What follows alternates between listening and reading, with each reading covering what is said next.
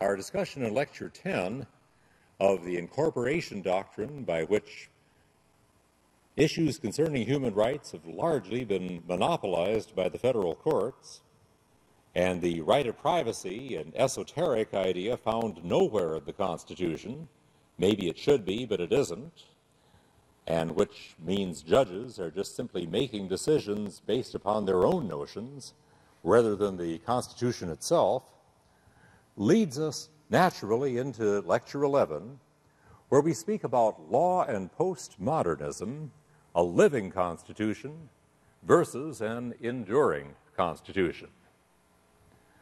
The barriers to judicial absolutism have been gradually eliminated. One of those barriers was natural law theory. Natural law theory was nearly universal at the time our Constitution was adopted, although there were questions whether it should be used in interpreting the Constitution. It eclipsed by the early 1900s to where, outside of several of the Roman Catholic law schools, it was virtually non-existent. With some of the Christian law schools and their creation in recent years, it seems to have something of a resurgence today. The erosion of the system of checks and balances, the federalization of the judiciary via the incorporation doctrine, all of these have eliminated or worn down the barriers to judicial activism. And now comes a great liberation of the judiciary from the basic canon of the Constitution. The liberation I will characterize as postmodern theory of constitutional law. What do we mean by postmodernism? Well, I guess to define postmodernism, we have to start with modernism itself. And a good definition of modernism would be an ultimate faith in reason and experience as the means of apprehending truth, and coupled with that, a skepticism about the spiritual realm of divine authority or divine revelation. If that is modernism, roughly characterized by Enlightenment thought, then you could say that postmodernism is a reaction against modernism. In part, it is a reaction or rejection of the idea that reason and experience are the ultimate guides to truth. In some ways, you could say that postmodernism is comparable to the New Age movement, but it is actually broader.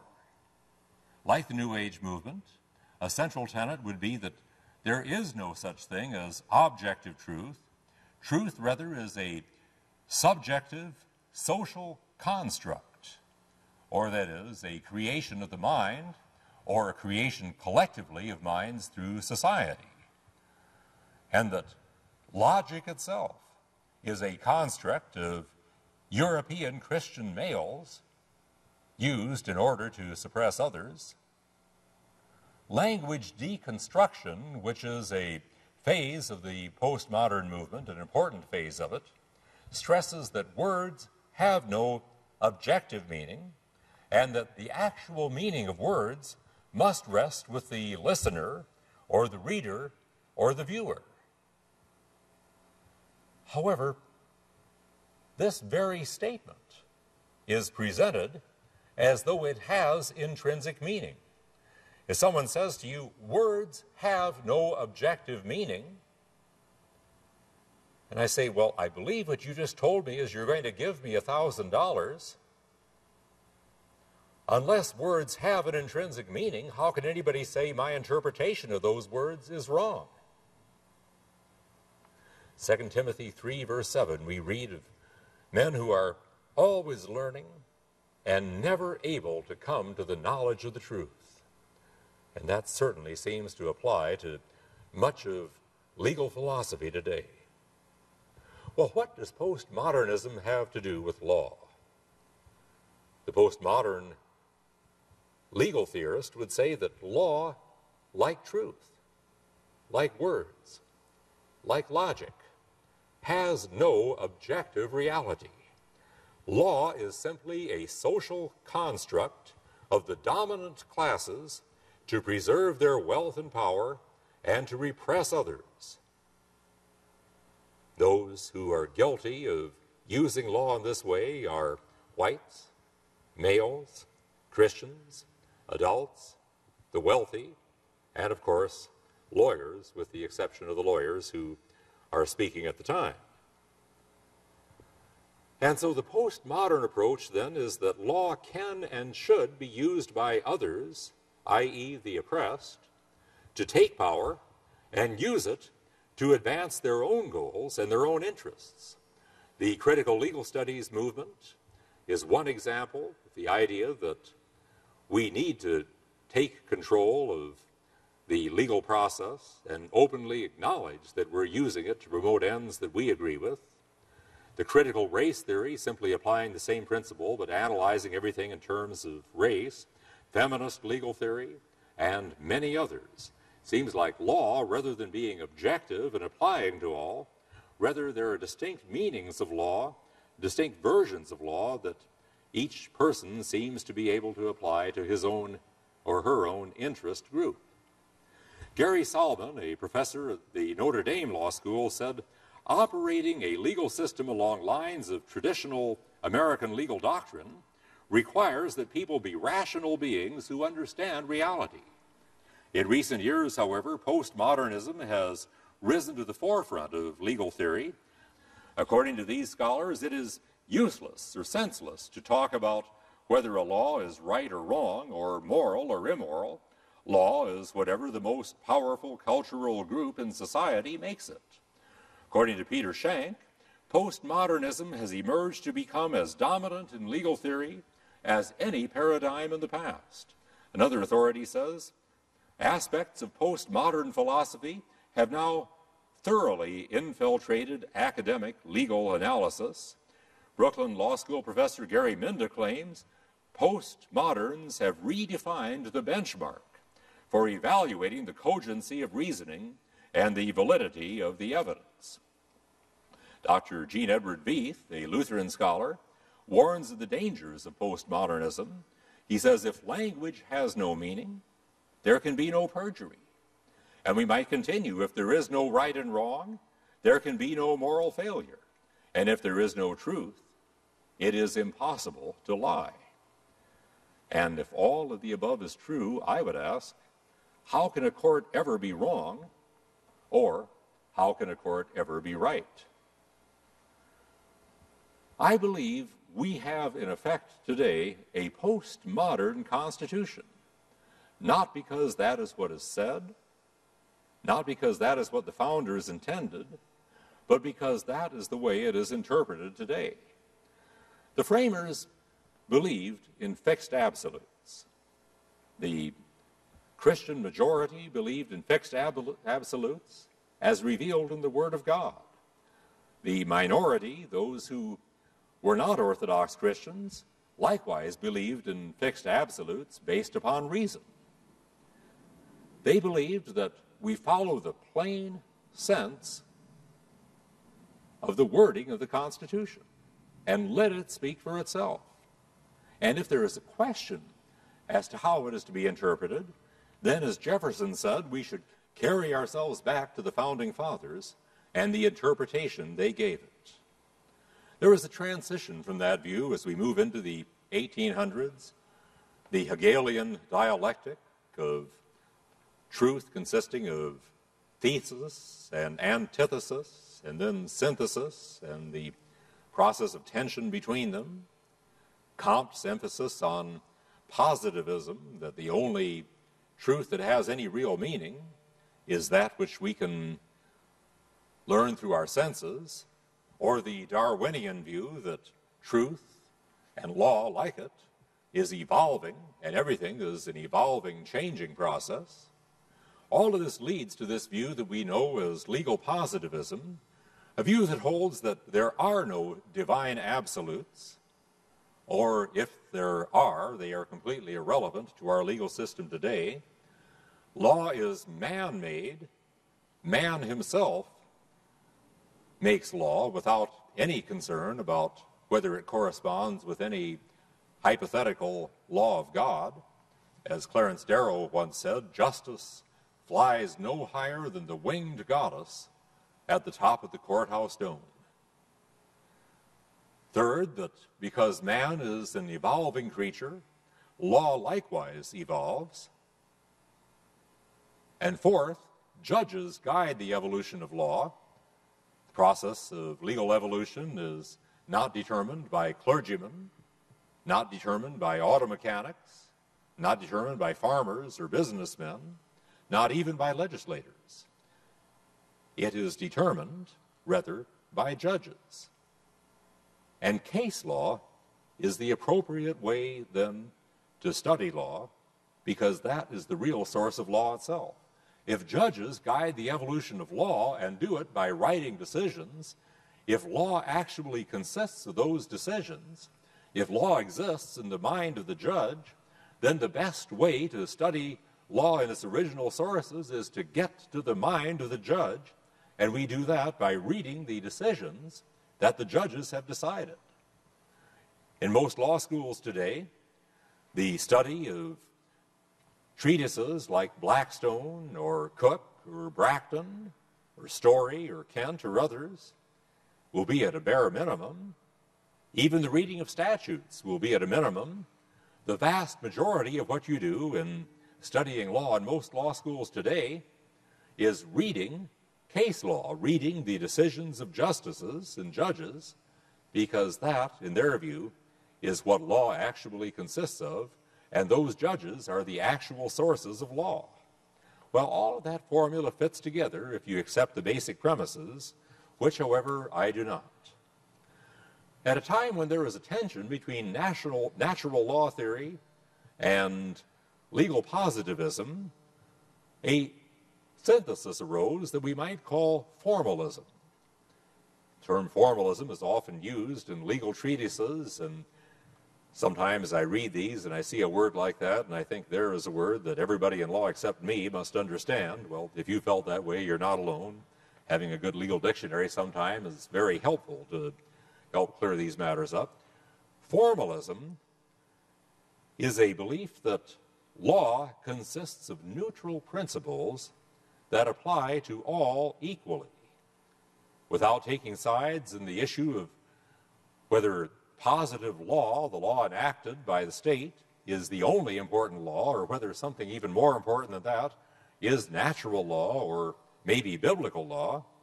Rather, we will simply look at neutral principles such as the rules of evidence, the principles of legal reasoning, the rules of procedure, and so on, and we will apply those principles to all equally. Natural law theoreticians and legal positivists could agree, temporarily at least, on legal principles of formalism. But there have been attacks on formalism too, and some of these are valid questions about formalism. What are neutral principles of law? What is the source of these neutral principles? Who decides that something is or is not a neutral principle, and how is to be worded, and how is to be applied? Are neutral principles really neutral? Question arises there. Legal statutes as they exist right now, even though they may seem to apply to all equally, are they in fact equal? For example, we have laws against begging. We have laws against sleeping in the streets. These laws theoretically apply equally to poor people and wealthy people. But is that truly equal in light of the fact that rich people generally find other places to sleep and poor people have sometimes less alternatives? And how can formalism then, or neutral principles, allow for change and progress? Well, the response to this has been the doctrine of a living constitution. What do we mean by a living constitution? It sounds like an attractive term. It's been around for some time. Woodrow Wilson, in his book, The New Freedom, written in 1914, declared, government is not a machine, but a living thing. It falls not under the theory of the universe, but under the theory of organic life. It is accountable to Darwin, not to Newton. Living political constitutions must be Darwinian in structure and in practice. Society is a living organism and must obey the laws of life, not of mechanics. It must develop. All that progressives ask or desire is permission in an era when development, evolution, is the scientific word, to interpret the Constitution according to the Darwinian principle. All they ask is recognition of the fact that a nation is a living thing and not a machine. He's saying a lot more there than might appear from just the words themselves. He is embracing Rousseau's organic view of the state, that the state is not simply a social compact, as John Locke would have put it, or an absolute social compact resulting in a leviathan, as Hobbes would have put it. Rather, the state is an organism, and people derive their highest meaning in life from their participation in the state. I think some of us would like to have maybe a little lower meaning in life than that, if I may say so. Chief Justice Earl Warren, in Trope versus Dulles, back in 1958, said concerning the phrase cruel and unusual punishment of the Eighth Amendment, and whether this applied to depriving someone of citizenship because of desertion, the words of the Eighth Amendment are not precise, and their scope is not static. The amendment must draw its meaning from the evolving standards of decency that mark the progress of a maturing society. This is quoted approvingly in Justice Brennan's concurring opinion in Furman versus Georgia in 1972, the case in which, by a 5-4 vote, the Supreme Court struck down a Georgia law concerning capital punishment, and various justices joined in that concurrence for various reasons, but Justice Brennan said that it is always unconstitutional because capital punishment is cruel and unusual. Wasn't always cruel and unusual, but it is today because we have the evolving standard of decency. Now, sometimes judicial activism occurs with the very best of motives. I like the way Robert Bork puts it in The Tempting of America. In law, the moment of temptation is the moment of choice, when a judge realizes that in the case before him, his strongly held view of justice, his political and moral imperative, is not embodied in any provision of the statute or Constitution. He must then choose between his version of justice and abiding by the American form of government. Yet the desire to do justice, whose nature seems to him obvious, is compelling. While the concept of constitutional process is abstract, rather arid, and the abstinence it counsels unsatisfying. To give in to temptation this one time solves an urgent human problem, and a faint crack appears in the American foundation. A judge has begun to rule where a legislature should. I've seen that problem firsthand in my work as senior staff attorney in the Alabama Supreme Court. I've seen cases in which often it seems that someone has a valid argument to raise, but they have not raised it properly, they have not complied with the proper procedures, or even though it seems to me that their cause is just, the statute or the past case law says otherwise. Much as I would like to disregard the statute and the case law and go with what my heart and my conscience and my head says is right, to do so would be to engage in the very judicial activism that I profess to oppose. Many times, as I say, this activism and this living Constitution approach comes from the very best of motives. And sometimes conservatives, sometimes Christians can be tempted to engage in judicial activism that might seem to be very different, but like liberal judicial activism, may lack a basis in statute. There are dangers of this postmodern living Constitution approach. One is that the guarantees of human rights lose their force with a postmodern living Constitution. The same court that can read rights into the Constitution, like sodomy and abortion, can also read out of the Constitution rights that are already there or water them down. And so a living Constitution is no guarantee for human rights. Not only that, but with the living Constitution approach, the limits on government power lose their force. The General Welfare Clause, which was intended to be a limit on federal power, saying that Congress can spend for the general welfare, but not for the specific welfare of regions or socioeconomic groups or individuals.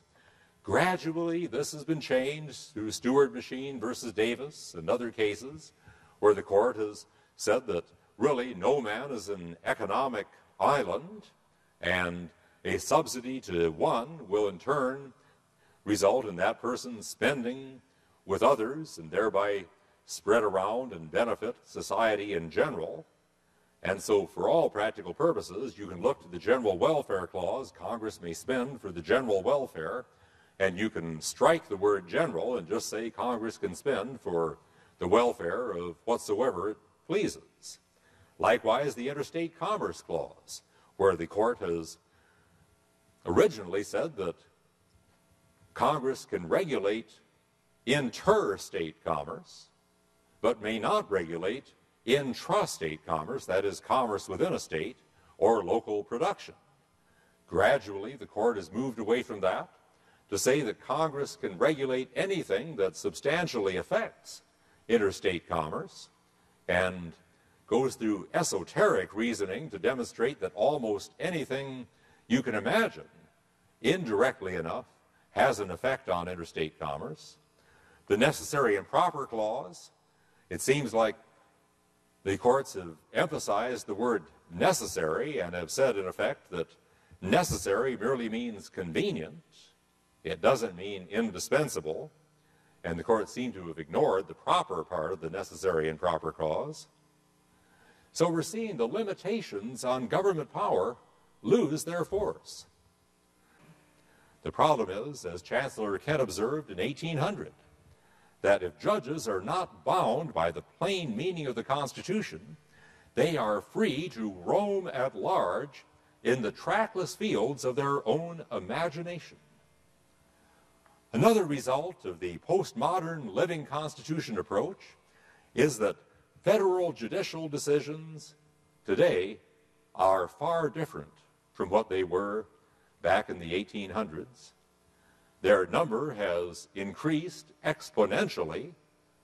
To see how they've increased, just go to a law library someday, look to the United States Reporter, that is, the reporter of Supreme Court cases, look to the volumes that contain the Supreme Court decisions or all federal decisions, let's say going up to 1900, and see what a narrow shelf or several shelves those will fit on, compared with the vast shelves it takes to record all the federal cases and Supreme Court cases since that time, and that alone will show you how much they have proliferated in number. Second, they are much longer. It's amazing when you read the early Supreme Court decisions how succinct they are. They are much longer today. And third, it is interesting to look to what they cite as authority for their propositions.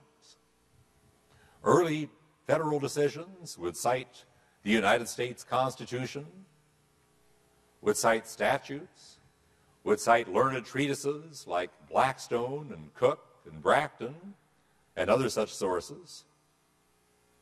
Today, the primary source that federal judges cite in their opinions is decisions by other federal judges. In other words, the federal judiciary has become virtually a law unto itself. Justice William Brennan, in an address at Park School in Baltimore in 1982, said, "Obviously, we Americans must accept that upon judges, and particularly justices of the Supreme Court, rests a great share of the delicate responsibility of deciding what must be preserved and what must be changed, what we shall protect and what we shall abandon." Again, I would like to ask Justice Brennan, where in the Constitution have the justices of the Supreme Court ever been delegated that power?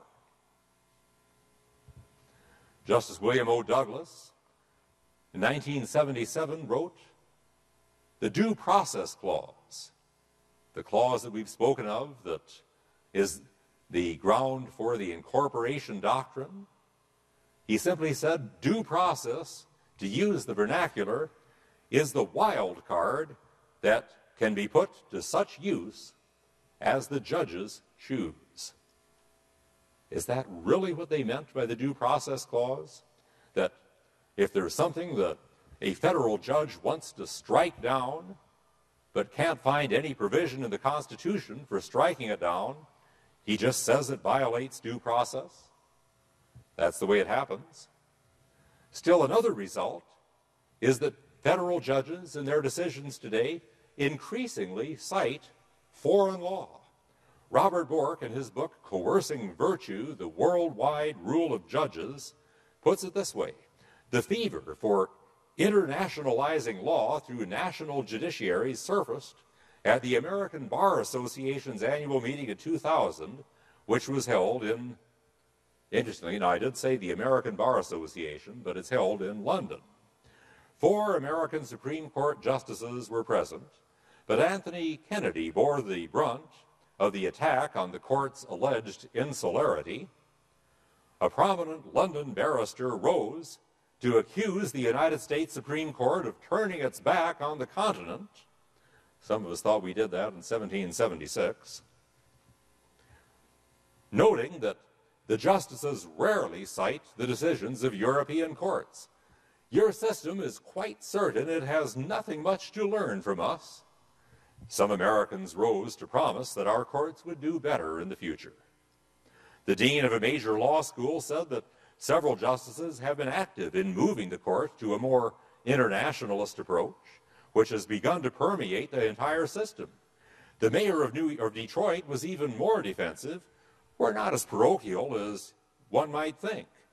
While British courts might be in the forefront now in citing European decisions, he promised that American lawyers and judges will eventually take the lead, so that at the end of the day, we will be ahead. What's their basis for using foreign law? The idea that we share a common cultural heritage with Western Europe, and therefore we should look to changes in Western European law to see the ways that we should change as well.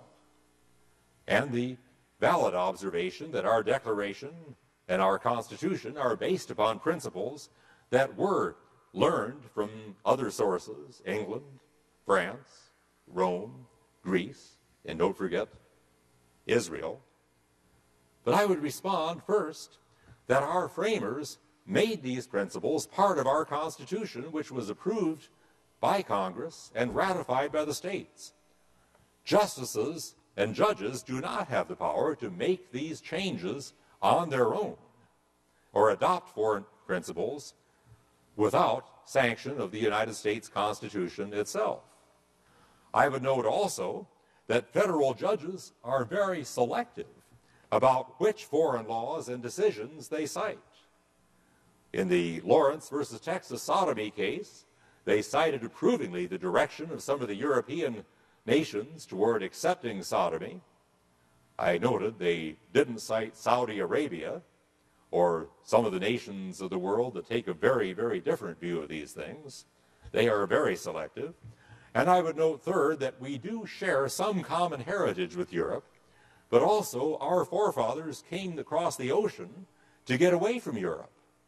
Our forefathers held a love of individual liberty and of limited government that over the last 1,000 years had largely faded in Europe. And when we adopt this postmodern living constitution view, law becomes arbitrary and unpredictable. Justice Antonin Scalia said, "What secret knowledge, one must wonder, is breathed into lawyers when they become justices of this court? Day by day, case by case, the court is busy designing a constitution for a country I do not recognize." In the end, a living constitution is nothing but a silly putty constitution that can assume whatever shape a judge molds it to be. To preserve our freedom, we need to reassert not the living Constitution, but the enduring Constitution, the Constitution for the ages that our founding fathers gave us.